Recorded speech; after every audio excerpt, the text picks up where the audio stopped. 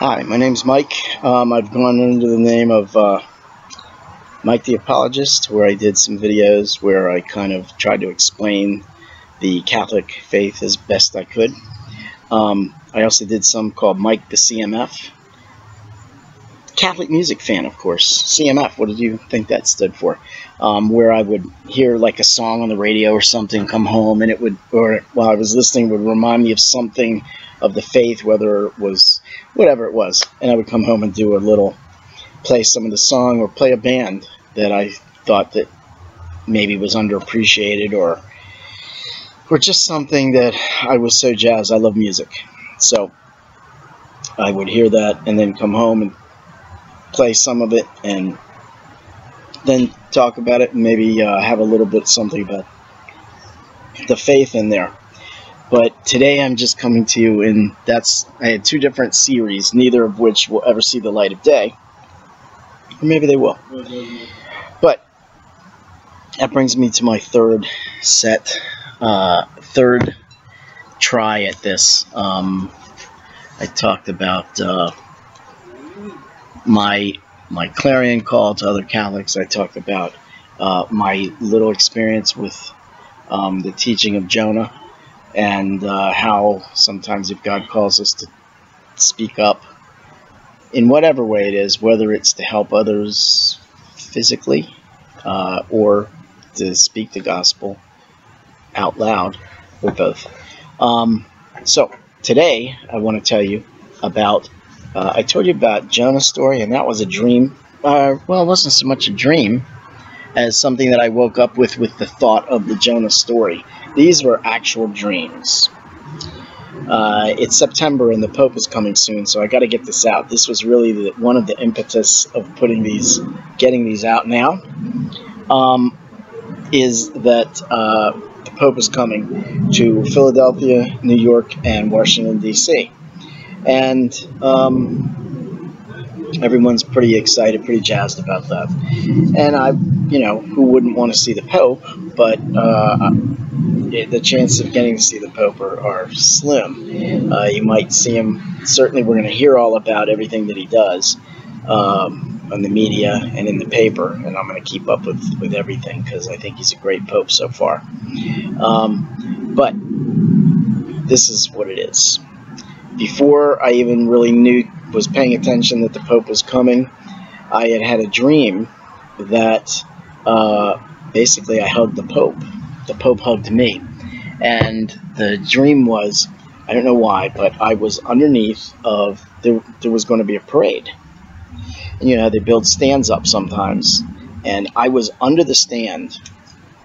I don't know why I was underneath the stand, but I was. And it had all this, I think it's called bunting, all this like ribbon and cloth and stuff around the base so that you wouldn't see what was underneath. And I'm under there, and I poked my head through, looked through the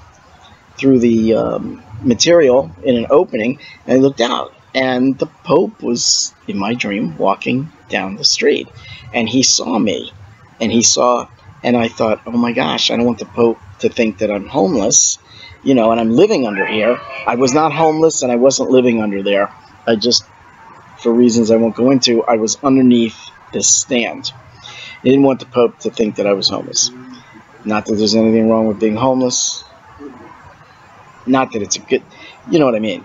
I didn't want him to think that I was homeless. So I went out, and I started walking up towards the Pope, and he started walking towards me. And he just opened his arms, and I opened my arms, and we just hugged in the middle of the street. And people were walking by this way and this way, and it was kind of like you see on TV. It was like a blur. They were all blurred, and it was just me and the Pope just having a hug. And he was just hugging me, and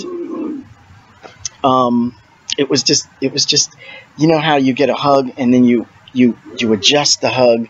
You start with a hug, and then the hug gets a little deeper as you feel more attached and more with the person. And I can't do it because there's no one to hug. But the hug just got deeper, and it was more a loving hug. And like I said, everything was just a blur from the side. It was just me and the Pope, and this wonderful hug. And it was kind of like I don't want you to misinterpret. It was kind of like, not like hugging Jesus, but I mean, maybe in that way that, I mean, Jesus' disciples got to hug Jesus. I'm sure he gave hugs. Jesus must have been a hugger, or not. But anyway, so I had this hug with the Pope, and then it was over, and that was it. And it was just so. It was just. He just emanated his holiness. I'll give a sidebar. I have one of our family members has a baby, and I'm not going to go into detail, but he's like 2 years old, and when he sees me, he's hug, and I give him a hug. I pick him up, I hug him, and it's the same kind of thing. He hugs, and then he hugs, and then he like melts into you, and he just, and it's just love, and it's just, and it. You know, I'm not a baby hugger often. I don't get a lot of opportunities, but this baby is so sweet. He just, you know, and then it's like it's like you become his pillow. I can just, he trusts you, and I love you. Anyway, but the Pope's hug was awesome too. And so, yeah, so that happened, and it went away. I woke up. Then maybe 3 weeks, a month later, again, and I had another dream about the Pope, and he was walking down the street, I was walking down the street, and we just saw each other, and I got a hug. It wasn't like the first hug, you know, time didn't stand still, but I got another hug from the Pope. Now, when I first got my first hug in my dream from the Pope, I was not thinking about the Pope either of these times. It wasn't like I went to bed after reading an article about the Pope. There was no reason for the Pope to be in my mind, just like the Jonah story, other than, you know, I mean, in general, the Pope is the Pope, and he's really doing a great job, and so, yeah. But I didn't, like, go to bed with the last thing I was thinking of was the Pope, and it just came to me, these two separate dreams of hugging the Pope.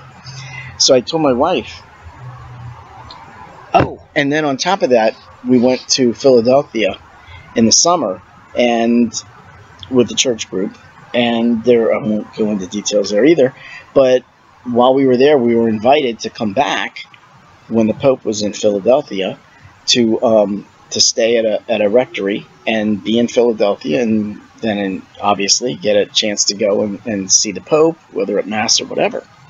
So all these things started coming into play. I'm having these dreams that I'm hugging the Pope, and there was this rumor, this invitation to come up to Philadelphia, which actually panned out, which is why I'm on here now.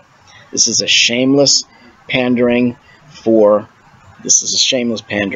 But anyway, so that didn't pan out. It seems like it's going to be impossible to get into Philadelphia on a day or two before the Pope arrives. So that's not going to happen. And so I had these two dreams about the Pope. There was this invitation to come and see and stay in Philadelphia when the Pope was here. And so I was telling my wife in my dreams, I said, honey, I have this weird feeling that I'm going to meet the Pope. I mean, I've had these dreams for no reason. It's not like I was particularly heck bent on going down and standing with 1 million people in D.C. and maybe getting a glimpse of a Jumbotron and standing all day in the heat. But, I mean, I would go see the Pope. Who wouldn't? You don't say no to the Pope. But it wasn't on my agenda to run on down there with the throngs of people. So I kept getting this indication, this thought telling me I was going to get to meet the Pope. Maybe I was going to get a hug from the Pope, or I was going to get to hug the Pope. So that was really it. And that's why I'm here, to tell you that I'm probably not going to get to see the Pope, at least not on this visit. But if all goes well with these videos, I also had this weird feeling that someday I'm going to be on the Catholic channel, which on our TV, and so maybe that might happen too. So maybe I'll get my opportunity to see the Pope someday. But yeah, it's getting close to the time for the Pope. So if God wants me to meet the Pope and wants me to have a hug with the Pope, then something's going to have to start to happen really soon, because it's not on the it's not in my calendar yet at this point. There's no invitation to go visit the Pope. So, Father, if you're out there and you hear this video and you feel as well that you need to get a hug from me, just like I feel that I'm supposed to get a hug from you, then my Spanish is minimal. My Spanish is minimal. My Spanish is minimal.